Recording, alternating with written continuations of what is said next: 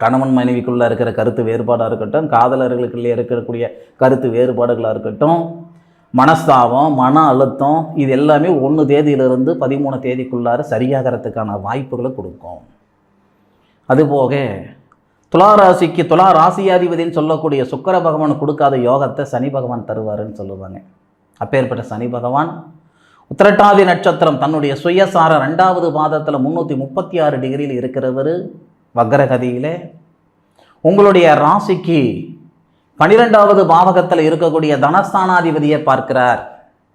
தனஸ்தானாதிபதினு சொல்லக்கூடிய செவ்வாய் 12வது பாவகத்தில் மறைந்திருந்தாலும் 2 பேருமே பாவகிரகங்கள் சொல்லக்கூடிய சனியும் மறைகிறாரு, செவ்வாவும் மறையுது. அப்போ இதனால் நமக்கு என்ன சார் நமக்கு ஆதாயம் அப்படின்னா நிச்சயமாக உண்டு.